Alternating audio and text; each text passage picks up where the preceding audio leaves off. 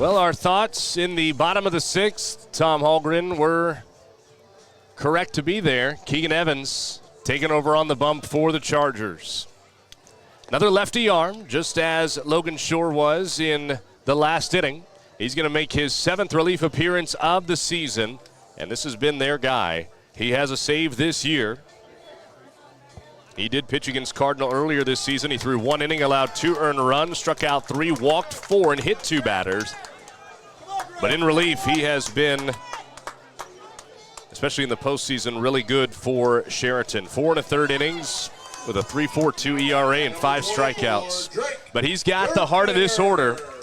And the young man who had a solo homer back in the 5th inning, Drake Derflinger, to start it off.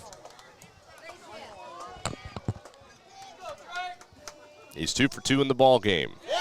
And he offered it the first one from Keegan. That was a real tight breaking pitch there. It looked like a fastball out of his hand. That one misses inside, 1-1. Again, if you have enjoyed our coverage tonight here on Go SEC TV, we'd sure appreciate it if you would thank our presenting sponsor, Lockridge Incorporated. Also, we couldn't do it without our friends at Ace Graphics and Printing, Cranston Family Funeral Home, First State Bank and Agency, Iron Horse Sheraton, Lucas County Health Center, MDL Insurance, Midwest Heritage, Rupert Mechanical, and Smith Auto Body. Derflinger falls behind 1-2. Chargers are 3 outs away from their first back-to-back state tournament appearances in program history, and now make it 2. So that was a four-seam fastball up in the zone, and going off-speed, off-speed, off-speed. Drake couldn't catch it. That'll bring up Brody Phillips. He's had a flair for the late-game theatrics. Has a team-high 4 home runs this year. Half of them belong to 22. And starts them off with the off-speed. Mike Clark, let's get some runs, comments. Andrew W. Buck, go Chargers, close it out. And Cheddar Murphy saying, great game. It sure has been. Did that catch his cleat? Or was it out of the dirt? It did. It's going to put the tying run on the base paths. And that's all fine and good, but I think Phillips wanted a chance to get to swing the bat. Really, for the Chargers standpoint, yes, it does put that tying run on base, but that is a very dangerous batter to pitch to. And he will give way to courtesy runner Weston O'Leary, just as he did back in the 3rd inning. Number 2, Kazin Miller. Senior Kazin Miller, one of the 4 seniors on this roster now, will face Evans. He's 0 for 3. He's grounded out to short, first, and third. Second base, be ready. And that one foul tipped into the mid of Offenberger for strike 1. Let's go, Kazin, you got it.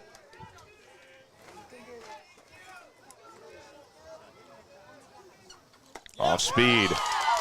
That has some tight spin, doesn't it? Yeah, that's tough. Now he's gone fastball, curveball, both for a strike. Puts it in your mind he can throw whatever he wants here. And at 0-2,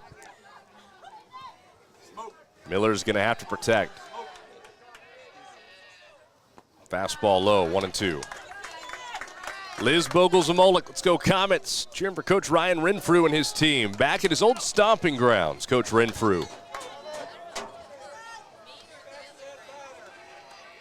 Member of the 96 and 97 state champion Ottumwa Bulldogs, trying to get his Comets to a state tournament. And down goes Miller. Evans with his 2nd strikeout, and the Comets are down to their final out.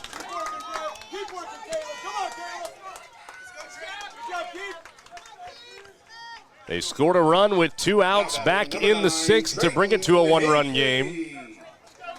But they're going to have to get it done with the bottom 3rd of their order. Traden Hafley to start. 1 for 2 in the game. He singled out to right field to lead off that 6th inning. He takes outside. The tying run on first, represented by freshman Weston O'Leary. That one's up as well, 2-0. Throw got away, but that's not going to allow the runner to advance.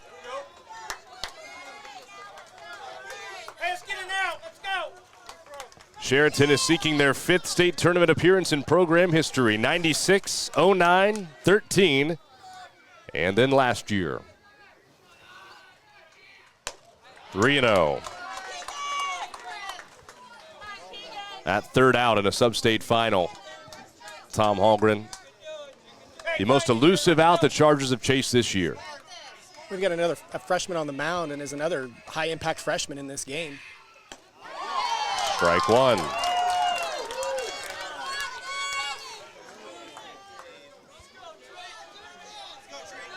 These are the moments as a kid you play out in the backyard, isn't it? 2 outs, top of the 7th. And he walked him. The tying run now in scoring position. The go-ahead runner on base for Zach Ludke. Now you've got a lot of options. A little bloop, base hit, scores a run. Something sharp in the gap, scores a run. 2 outs, they're running. Ludke is 0 for 2. And he hit him. Oh, did he get out of the way? No, he hit him. His second hit batter of the inning. Evans hit 3 all year. And here comes Brady Trineri. Now a wild pitch scores a run. Yes, an anything. Error scores a run. And this guy strolling to the plate is batting with as much confidence as maybe anybody in this lineup.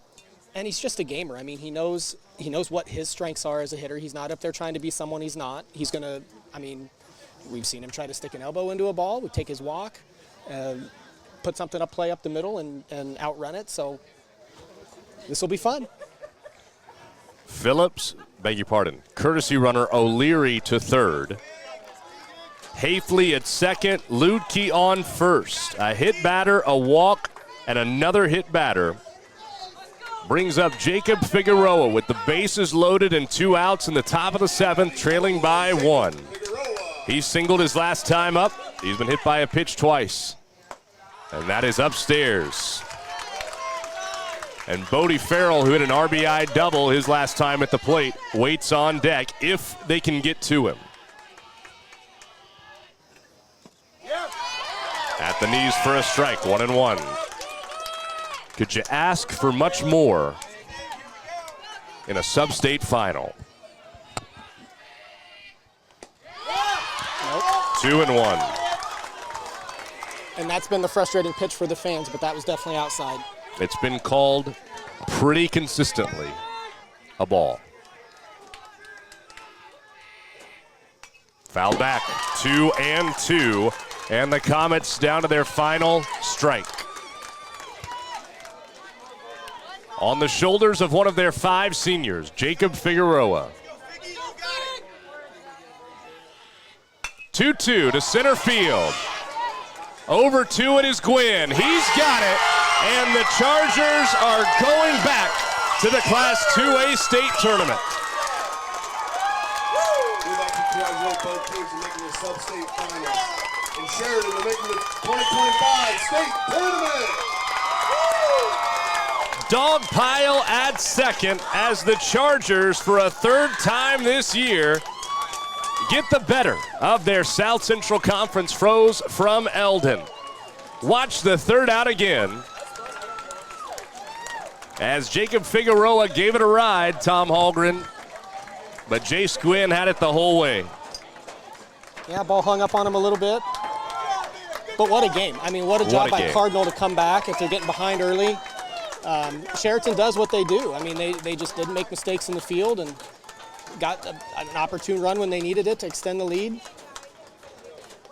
And congratulations to both teams. Keegan Evans earns his 2nd save of the season, securing Kenton Jensen's 6th win of the year, 6-0. He improves his record too, and the Cardinal Comets strand 12 runners on base. At the end of the day, that's the number.